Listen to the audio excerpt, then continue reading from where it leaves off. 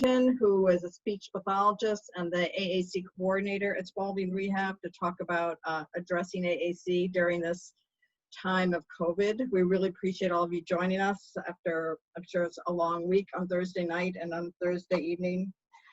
Just a few logistics before we go forward. Folks are going to remain muted, and in the chat bar on the bottom, any comment you have, any questions, please include them in the chat, and Lilia will stop at certain points during the presentation of Dr. Davis to read your questions and allow Kerry time to answer. Right now we have a poll. If you guys can answer while I'm going over the intro stuff, what kind of disability does your child have? It would be great to answer that. And then before we get started, I just feel that it's really important to recognize what all of us know. We've got this uncertainty of COVID right now, and the uncertainty and consequences of the racism in our country that's just been ignited with the recent tragedies, just brought to life yet again with the brutal murder of George Floyd and all the protests around the country. We know it impacts so many of the families that we're working with very directly. Our office is discussing how to provide support and what role we can play as parents and advocates and practitioners face the realities in our country. We'll keep you posted. One possibility we're thinking of is focusing specifically on the impact on children and whether or not there's a speaker who might want to present in one of our chats going forward. So we'll definitely stay in touch.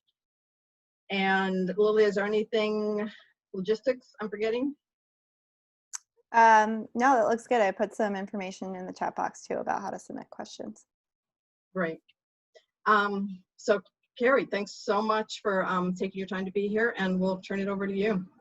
Thank you so much, Julie, and thank you again, everybody, for taking the time during this unbelievable time to sit with us and just have a conversation about how we can support your children at home.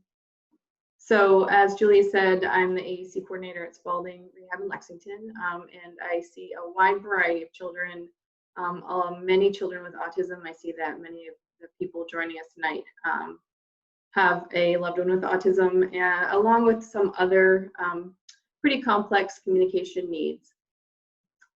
So let's begin.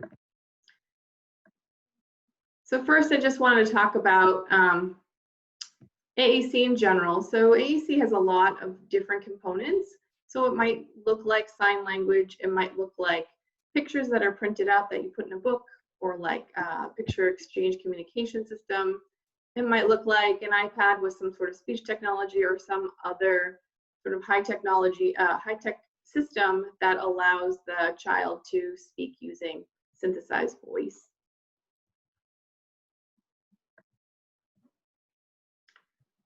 I put this slide in here because I think that's important for us as practitioners and as parents to know that, to think about language being everywhere. And when we think about language being everywhere, it helps broaden our perspective on how we can integrate augmentative communication in a way that feels less forced, a little bit more natural, and a lot less like work.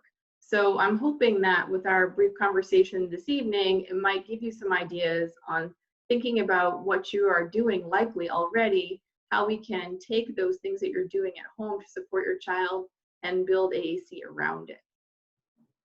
So here I just have, thinking about AAC is blowing bubbles outside or in the lunchroom, although we don't really have lunchrooms these days, just everywhere, on the playground, at the kitchen counter, having snack.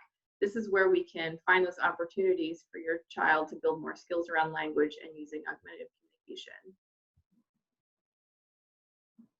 So I really took this presentation and I broke it up into 3 parts to think about. And I really looked at it as building positive AAC habits, and not like in the I have to go to the gym sort of way positive, things that might be a little bit more painful, but really thinking about things we're doing already and how we can be more successful because we can leverage those routines of everyday life and build language within. So the first thing we're going to talk about is visibility.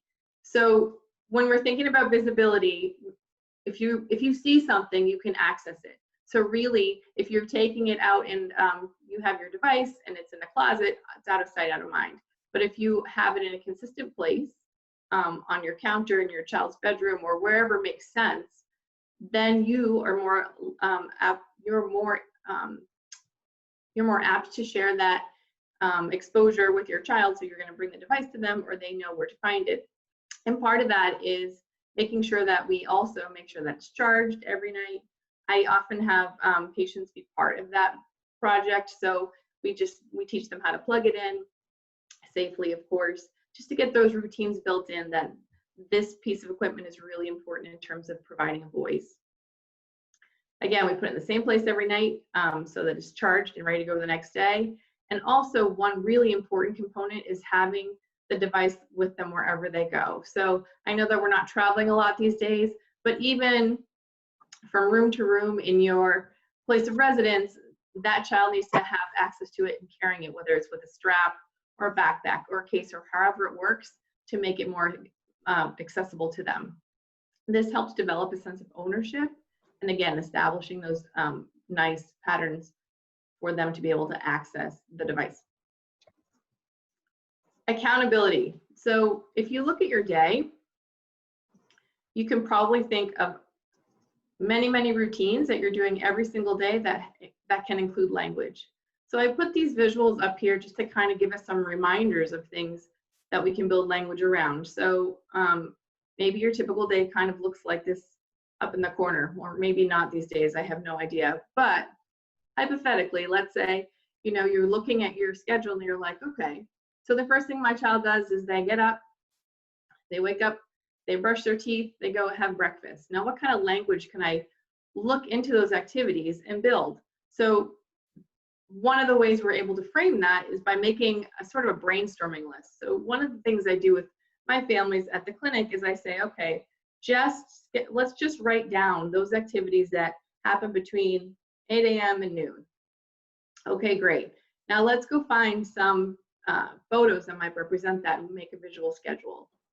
Many of you are probably very familiar with visual schedules, but that not only helps structure your child in terms of expectation of what's happening next, but also helps give us reminders on how we can build language into those activities. So that might be, if you had a printer, you could print out some photos. If you wanted to go down to CVS and print those out at the pharmacy, or I know I have a lot of families that will just take pictures on their phone in the right order that things are going to happen, and then they show the child a picture on their phone, they can just swipe through. It is also very appropriate for you to ask the school to help support this. So I know that I have some families that the school is printing out some pictures for them because they might not have access to a printer, or it's just too hard to print these things out. I know even just getting a printer cartridge these days is kind of a pain. So really leveraging those resources in your environment to help get those things done.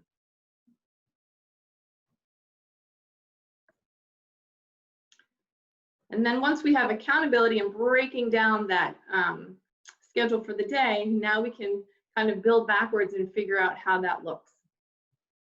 Some of the things that we talk about in parent education activities is looking at words that are developmentally appropriate. I put a link in here.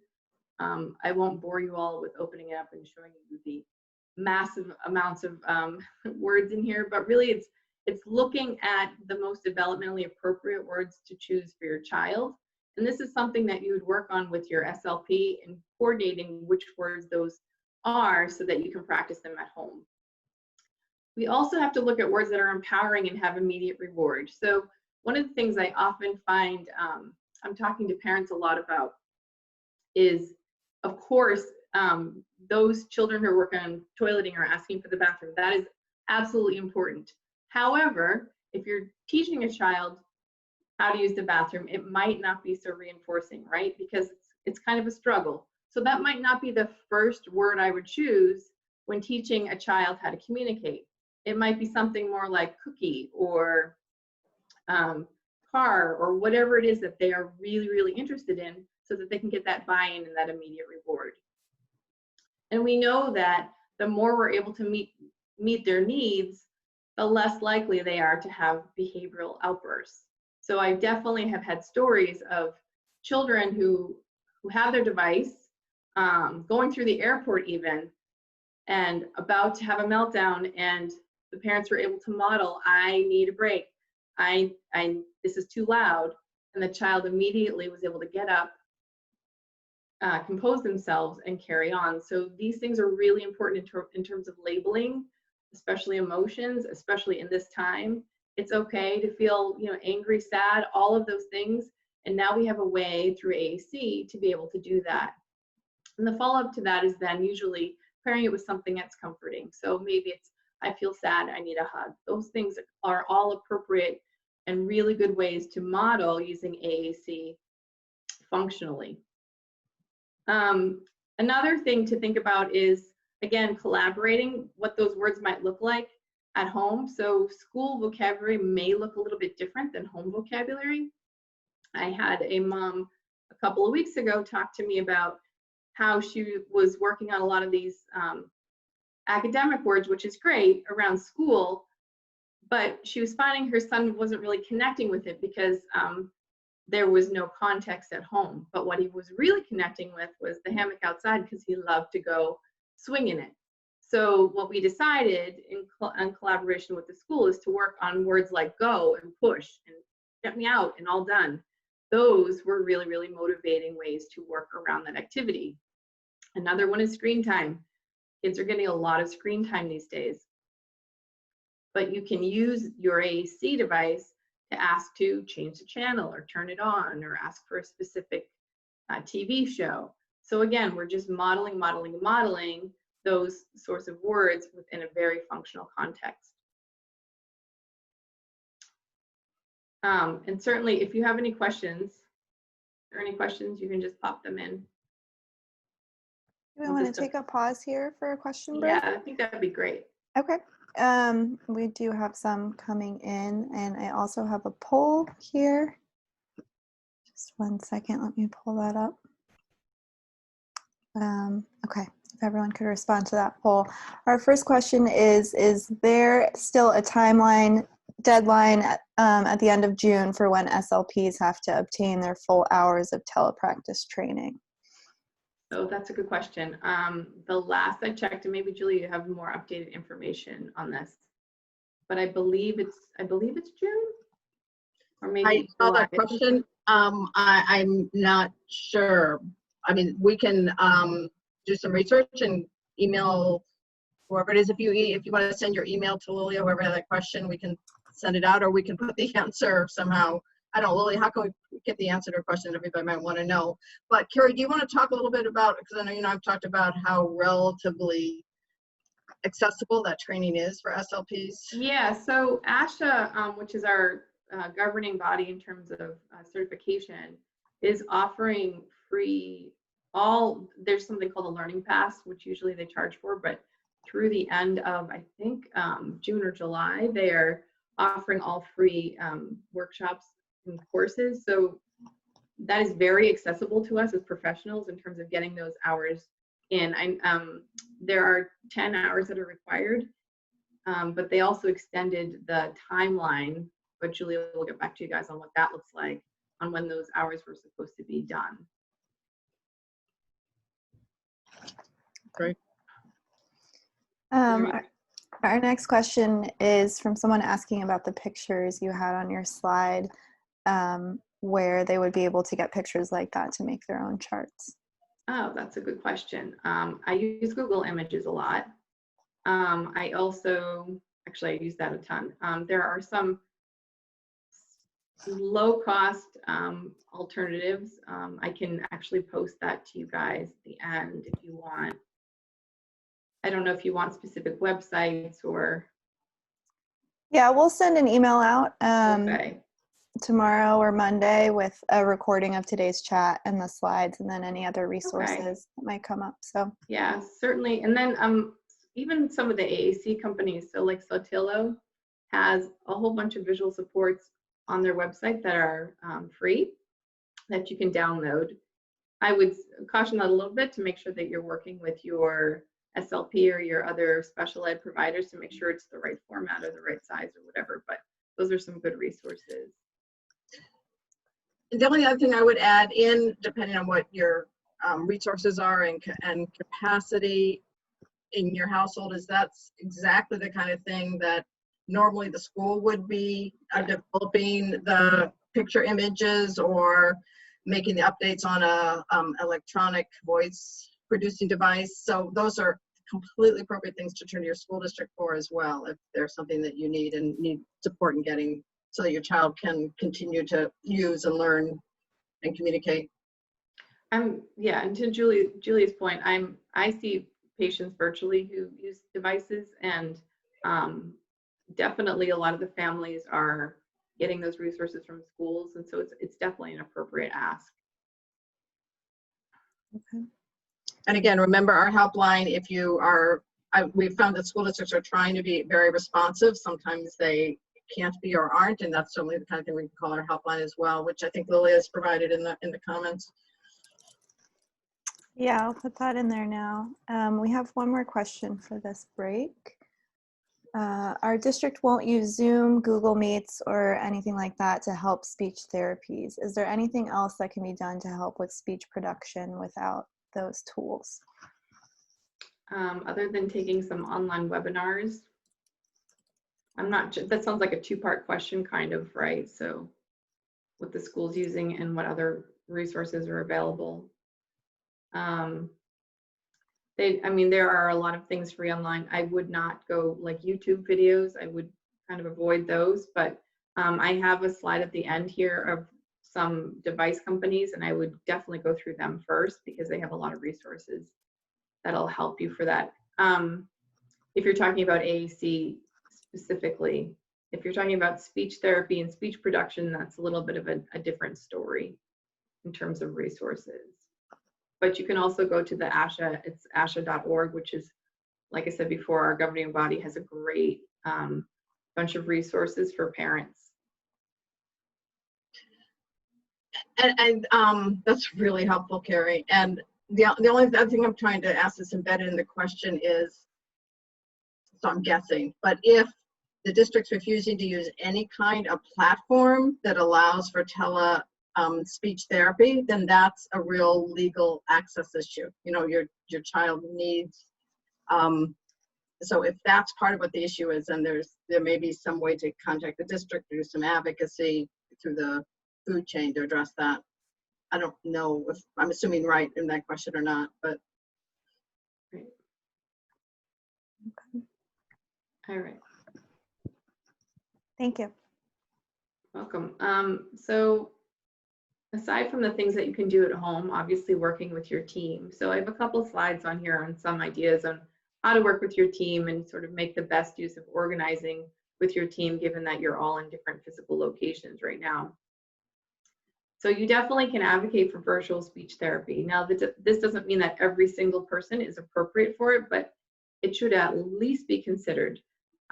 Just because your child uses a device or is minimally verbal or is even nonverbal doesn't automatically opt them out for having virtual speech therapy sessions.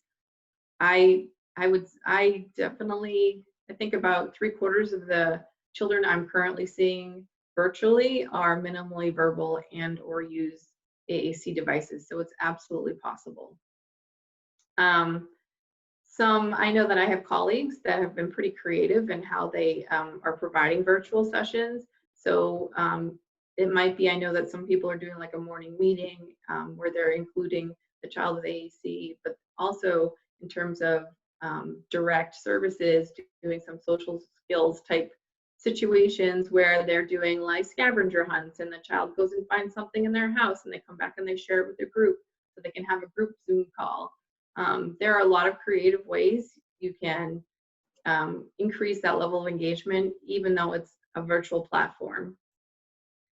So it does require some minimal capacity for the child to sit there with a laptop. I know that our organization, which makes sense, really requires a parent to be there, but that's an added benefit for you because you're getting that extra parent training while you're also trying to keep your child engaged. It does require that you have access to a laptop, a tablet, or a desk computer. I can say that we have done it on smartphones before, but it's the quality is not so great all the time, but it doesn't mean that it's completely out of the picture. It just might be a little bit more challenging. And then I put these two websites up here. I know that everybody's getting like 1,000 websites, but these are some that I use as a clinician all the time, and they're free and they're very interactive. And the reason that I put them up here is because I do use these with my AAC users.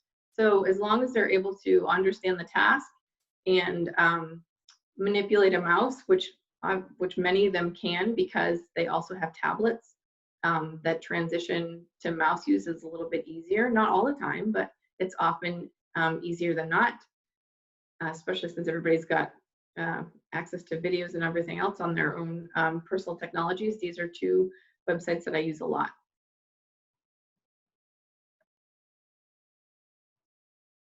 Another important thing is making sure that the team is clear on their roles and responsibilities. One thing that I often hand out, which I can provide to this group, is a list of, it's a general list, it doesn't have to be right to the letter, but thinking about each team member and what they can bring to the table in terms of supporting AAC.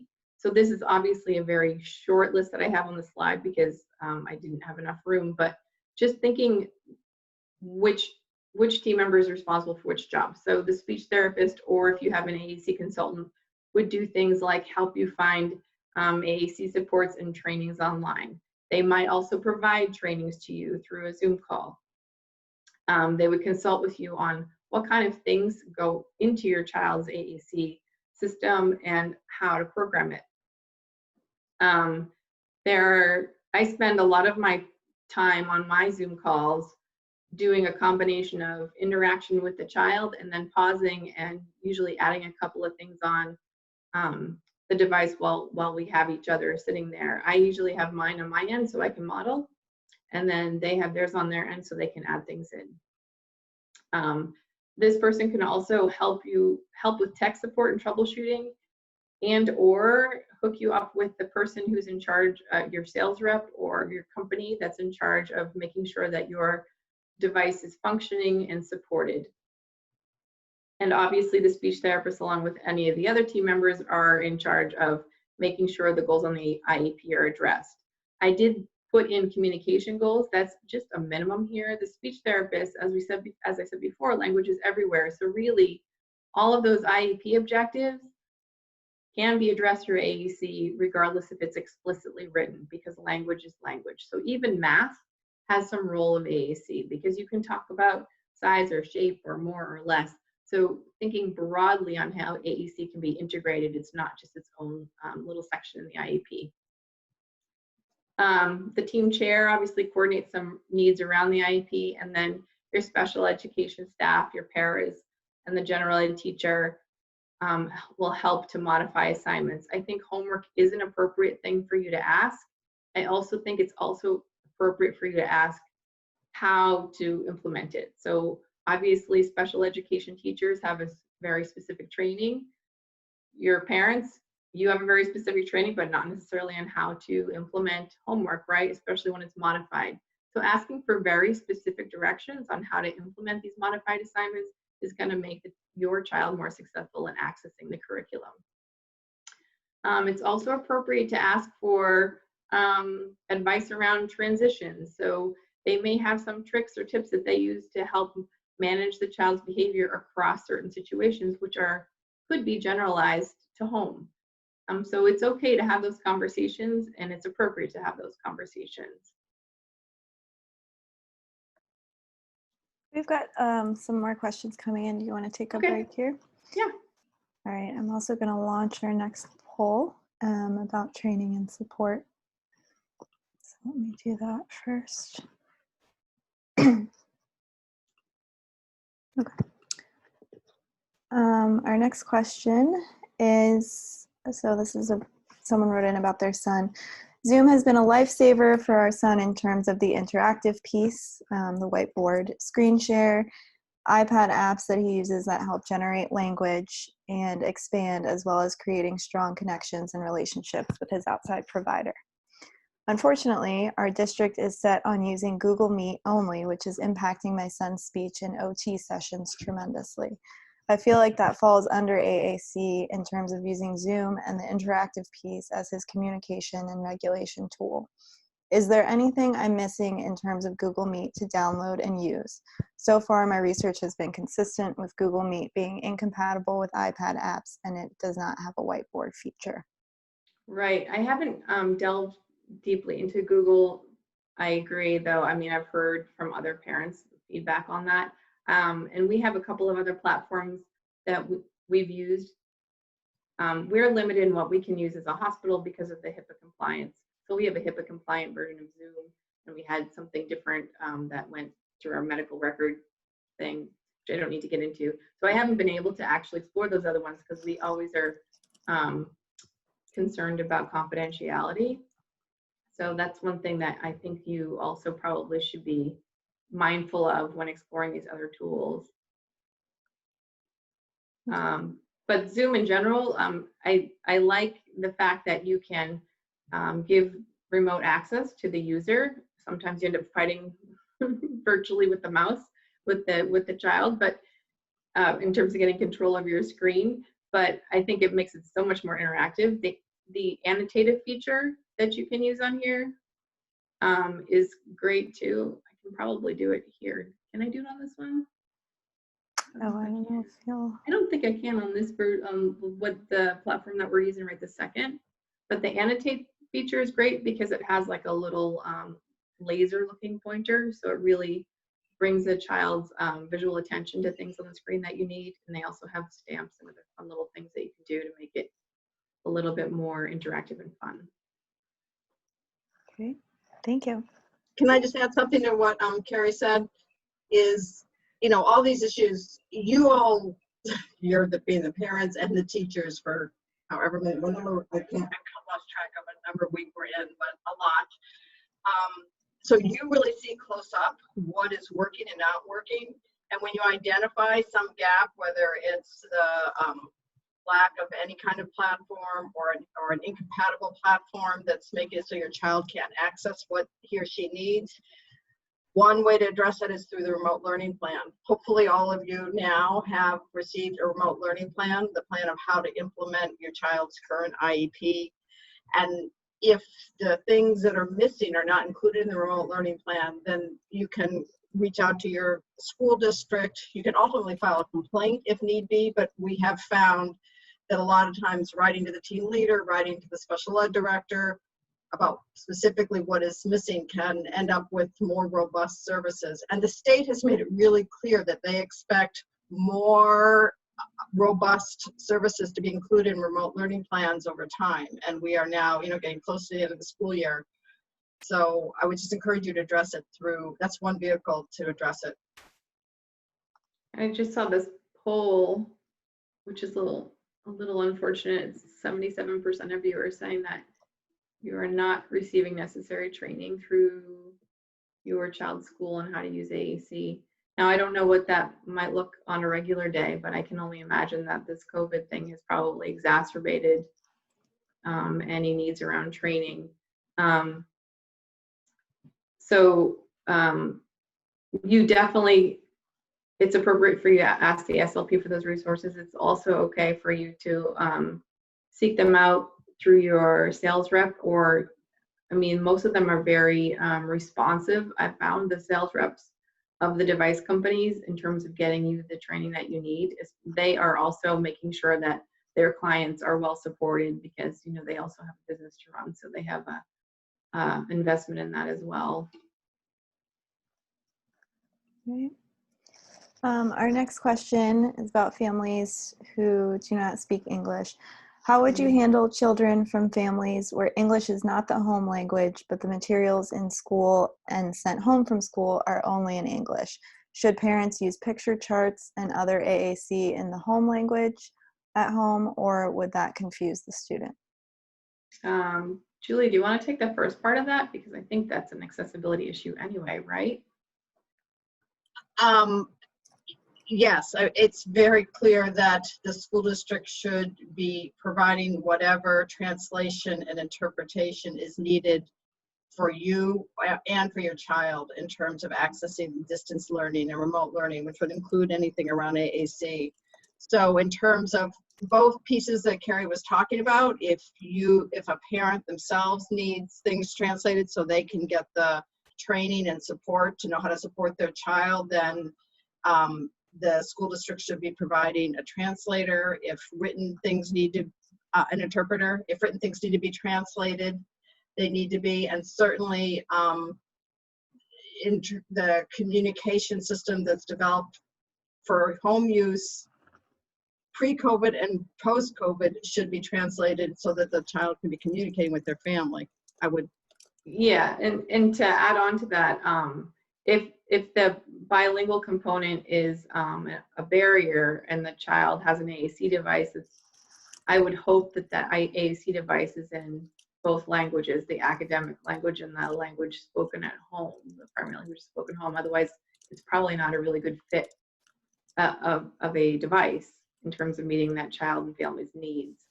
I think another part of that question was in terms of, was it like homework or stuff that was coming home? Mhm. Yeah, so I don't know how to speak to that other than I know that a lot of classrooms are giving sort of packets of worksheets, but yeah, I would be vigilant in making sure that, again, this kind of comes back down to some modifications. Yeah, Right. and the state's really clear. If it's homework instructions, if the family needs those things in their primary language or the child needs those things in their primary language, then they need to be provided in their primary language. And if it's not happening, again, it's the kind of thing where our helpline or others can help whoever it is to try to negotiate that with the school district. The state is beginning to provide some resources for school districts too. They have a pilot to provide more interpretation and translation resources for school districts because they recognize that a lot more things are going to need to be translated and interpreted for families to be able to work effectively with their kids. Right, and the device companies all are now also offering at least English and Spanish versions of a lot of the online trainings. I can't speak to the other languages, but I've seen English and Spanish at minimum being offered. So I guess that's kind of some encouraging progress as well. That's great. And I just dropped a bunch of resources in the chat box too. People are asking about the remote learning plans. MAC has released several resources in the last couple of weeks, which will all be included in the email that you get as well with the recording of the chat. Our next question is, how can parents know what to ask for to advocate for their kids' needs? If we don't know what the menu is, we can't place our order. Wow, that's like that's a whole nother discussion, I think. I guess it starts with just continuing to ask questions. I'm not really, like, if you don't understand something or you don't understand the purpose behind it and the rationale, I think one of the things that I learned a lot as a clinician is not to assume that the parent understands the reasoning behind what we're giving them, right? So just keep asking why, and just, I don't know how else better to say it, but just keep asking questions. At minimum, your child should be able to use their device functionally. Like, there are different things that we look at when a child has a good relationship with their device, if you will. So are they able to use it functionally at home? If not, what are the obstacles? Well, maybe it's that the parents don't know how to use it, or maybe they don't know how to program it, or maybe they need some ideas on how to use it. So there are lots of different things you can ask around, how do I just use this at home? Like, maybe they use it great at school to participate in this academic task, but how does that translate functionally at home when I just need them to, get ready in the morning and tell me what they want for breakfast? So there's definitely an intersection between academics and functional communication. I think that one thing that happens a lot is that it gets separated when there's so much overlap. So I think it's okay to keep asking for, like, well, how can I do this at home? Absolutely.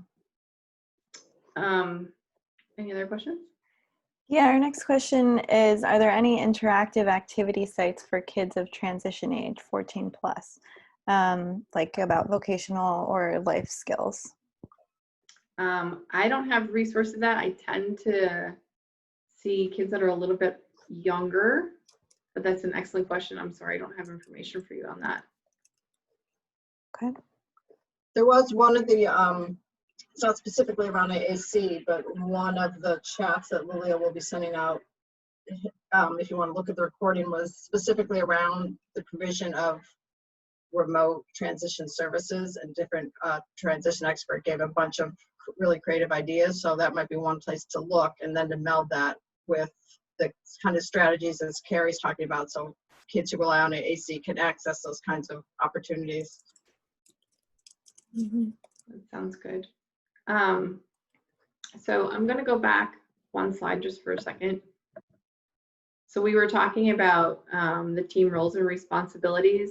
And so once you've kind of figured out who's in charge of what, I think the other really important thing, as it is with all things, is the communication piece, and being really clear on what way you're going to communicate and how often. This comes up a lot in my therapy sessions, just because we are so all over the place and we've got so many things going on. But if you know that, like, every Tuesday you're going to have a Zoom call with your special education team, that kind of takes that burden off, the going back and forth and the confusion, or maybe emails a little bit better, or even a phone call. So I think that it's important for you guys as team members to kind of get together and figure out how that's going to look.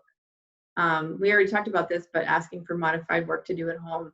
I've had families that can't access things online, so I've had to make packets of worksheets, and what I do with those packets is then I write a whole list of instructions, like this is what it's going to look like, and then maybe I do a phone call or a Zoom to follow up, just to be very explicit in, okay, or not a Zoom call obviously, but maybe a phone call on what that's supposed to look like, what's the end product, and how do we break it down. And also just, you know, being a little bit easier on yourself, because you aren't special educators, although you've probably had to learn to be them by default just because you have a child with special needs. But there are things that, you know, that SLP can help you with, and definitely giving feedback on what's working and what's not. So everybody, we can assume people are well-intended and trying to give you stuff to work on at home, but you're the ones that have to implement it. So if it's not working, you know, give feedback to your team members, and maybe you can figure out how to modify it to make it more accessible. And I've already mentioned this before, but just reaching out to companies, which I'm going to have on the next slide or two, on what that looks like in terms of free online trainings and ideas for home. They've really stepped up a lot, these device companies, in making sure that you can access things for free and online, and they're not like 3 hours long or 45 minutes or an hour long, so it doesn't feel too much of an ask, so these are, it certainly is not a comprehensive list of all the devices and apps that you can use for communication, but these are sort of the top ones that we often see coming through the clinic, or the ones that we recommend. And these are the corresponding links to online trainings that are free, that you can just register for online.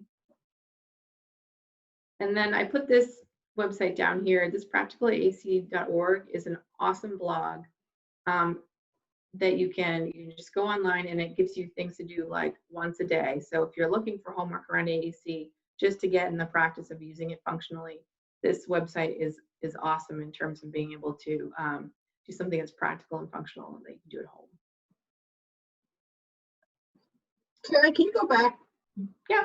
To slide one, to the One slide more? Yeah, I was just going to say, the first 2 points on your other ideas here, there are a lot of questions in the chat about what goes into a remote learning plan. And just to say, you know, what's the best way, what's the schedule, how to communicate, modifications for homework, those are all things that the state says are required to be in the remote learning plan. So really all the individualization that's needed around AAC is what should be in the remote learning plan for your child. I'm sorry, Kerry. No, that's great. Yeah. Good thing I put that in there then. And then this last slide I have here is just, I found this slide on one of the AAC websites, and I think it's awesome because it's created by some very respected AAC specialists in the field around, and there's some around symbols related to what's going on in our pandemic world, and also some social stories around it in terms of transitions that may be helpful for you all in supporting your child at home through this long, who knows how long process. So that's about what I have for tonight. I don't know if you have any other questions out there in the field for me. We do. We've had some questions come in. I can jump into it. Also just put another poll up if people could answer that. Our next question is, I have a student with ASD and major speech needs. Their special ed teacher had a baby. Congrats to her. But for 4 weeks now, the substitute, I know the 90-day limit, is not a licensed special educator, but an SLPA with no supervision who had only worked in a high school. Is this able to be addressed with a higher level than the team? They say she's fully qualified, but she's a high school SLPA to a preschool SLPA as a teacher of a classroom of students with autism. Julia. Repeat that. Basically, if I'm getting it, there's the teacher's on leave and they have somebody who is not a licensed teacher filling in as a teacher, if I'm understanding it correctly. Mm-hmm. And the same rules and laws and regulations around the licensure that's required and the training that's required for teachers and a waiver process that would have to be adhered to apply, COVID or no COVID. So hearing the question as it sounds, it doesn't sound exactly kosher, but we don't, I don't know if that teacher, if that SLP language pathologist assistant, is that what the A is? Assistant, associate? Assistant, yeah. So there are some. It might also be a teacher. I don't know. That's the thing that we don't know. Right. There are some definite rules around supervision and SLPA and what their parameters around in terms of services and that sort of thing. But yeah, I would probably want more information on that. All right. Our next question is, if ASHA has made it so easy to get training, have you heard any reason as to why some districts are just refusing? Is it contractual? I can't speak to why some people are choosing not to access it or why I'm not. I really can't. I know the resources are there, but I'm not privy to all the politics around these things, so I'm not sure. And I think it's smart to try to understand what might be in the way of your child getting what they need in terms of trying to figure out a remedy. But I think the thing that is very clear is that the state has made it clear that districts have to be providing the services, consistent with safety, that can implement as many of the services on your child's IEP as possible. And if there is a barrier that's systemic, then the school district has to figure out a way to resolve that to get the services that your child needs. So of course it's good to understand that, but it's still something that you can address through your child's remote learning plan. And the state is concerned that there are still some districts that, at least as we've heard, are not providing tele-speech therapy for a variety of reasons, whether it's contractual or others. And those are definitely the kinds of issues that they've made clear. If they can't be resolved locally, can and should be filed with complaints at the state, and we can give information about how to do that. Yeah, I mean, this poll question here, it says 74% of you say that your child's not able to effectively access and engage with remote instruction. So I don't know if that necessarily means that you're not receiving it or that you just don't find it effective, but it's certainly a telling number. We also had a question about any guidance from DESE about providing speech via telepractice, since it sounds like many people aren't getting it. Yeah, DESE has guidelines on that, right? Well, DESE is basically... Right, that's what they're saying. Yeah, they're saying that because at the beginning in March, when the stay-at-home orders came in place, there was a problem because the licensure for board, Kerry, tell me if I'm getting this right, for speech therapists was saying, this relates to all the other questions that are being asked, that Right. therapy can't be provided unless speech therapists have received the 10 hours of training that are needed. And then our state licensure board, because of the emergency, said they changed the rules so that all speech therapists, including school speech therapists, could immediately start providing teletherapy, as long as, whether it's by the end of June or it's been extended, they access the 10 hours of training, by the date that was set. So there should not be a policy reason the school districts aren't providing the speech therapy. So we're very much interested in hearing from our helpline from families who are still having access issues where district is not providing speech therapy for any kids through teletherapy. The reason this is also so important is we're all, by hopefully tomorrow, but we'll see, the state is going to release their guidance around extended school year services, whether the schools are going to open on even a partial basis for extended school year services. By mid-June, we should be hearing from the state about how things are going to be reopened in the fall. But it's anticipated, we don't know for sure, the kids are, if and when schools reopen, there will likely be a combination of remote learning as well as in-person learning for a while to deal with all the space and social distancing issues. So these issues of access to speech therapy are going to be potentially long-term, is what I'm saying. So it's really important to resolve whatever is in the way for districts who are not yet providing the services. We had a question. Do you file something with PRS if the speech services written in the IEP are not being implemented? And if so, how do you do that? Where do you go and how do you file a complaint? In the information Lily is going to send out next week, we have that information, and I don't know, Lily, if you're able to drop it into the chat while we're speaking or not. But I think what we would say is, first, we always would advise families, you always have to deal with how urgent and what an emergency the situation is for your child, but we would always encourage you, and you may have already done this, to first reach out to the team leader or to the special ed director. But if things cannot be resolved informally, then it's absolutely appropriate to file a complaint at the state level. We've heard families have gotten some good results on different issues from PRS. It doesn't mean that every issue gets resolved. And we can provide resources about how to do that. And I don't know if we can drop them into the chat right now, but they were all provided last week. And so you can look at the slides from last week too. Okay. Yeah, those will be sent in the email to everyone as well.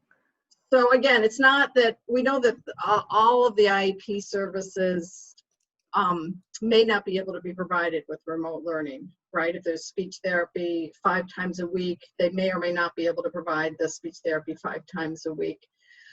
But for whatever services you feel are most important for your child to maintain their skills, to hopefully be able to learn new skills, they're supposed to be making progress on their goals and objectives. If your child isn't getting what's in the IEP, it's completely appropriate to let the school district know how important it is for your child and to advocate, if necessary, more formally with a complaint. Thank you. I'm going to go ahead and launch our final poll. Yeah, Kerry, I don't know if I asked you this, but are you, we want to be able to, for people who want to stay longer, stay until 9. Are you okay staying until 9 to answer questions? Sure. So for those of for those of you who need to leave, this is a 45-minute. This is kind of about the compromise. We're trying to end at 45 minutes and then stay on longer for those who have more questions, because we know it's a really brief time. But for those who do have to leave, if you can fill out our evaluation poll, that's great in terms of helping us to try to fine-tune how we do things. I cannot thank you enough, Kerry, for spending your Thursday evening here. Your information and your insights are so useful, so practical, and I think we will have a lot more questions. If we don't have time to answer all the questions, we can also take questions through our helpline. and Lilia will be providing the resources, these slides, and whatever resources Kerry might have to add when we send out an email either Friday or Monday. Anything else for those who have to leave now, Lilia, that we need to go over? I don't think so. Just please fill out our poll and check out your inbox for those resources. And if you have any ideas for future topics that you would like us to cover, please drop those in the chat box as well. And I'll also share right now a new Facebook group that MAC has for parents of children and young adults with autism. We've got a little community going where parents can share what their schools are doing. During COVID, yeah. Mm-hmm. That's great. We did just get another question. If extended school year is remote, should the team rewrite the remote learning program with the new staff and hours, or are they using the plans written for the spring? Say that question again. Sorry. If extended school year is remote, should the team rewrite the remote learning plan with the new staff and hours, or are they using the plans written for the spring?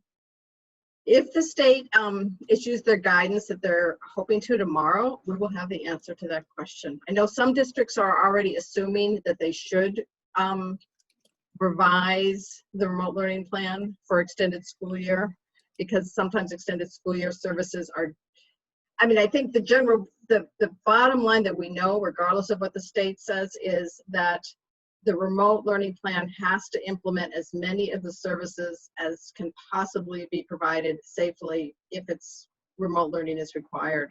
So if you have the same level of services in the summer, if your child has the same level of services in the summer as they do during the school year, I don't legally see why there would be any need to have a revised remote learning plan, except that regardless of whether it's extended school years or not, the state's expecting services to become more robust over time.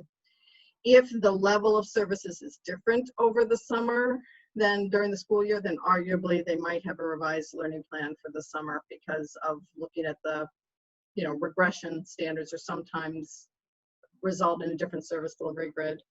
But the state is been working feverishly, pretty much around the clock, trying to get the guidance for extended school year out tomorrow. And if we get information about that, maybe we can include it in the email that we send to folks, but we don't know whether they'll be ready to release it tomorrow or not. It should be soon, early next week, if not tomorrow. Any other questions?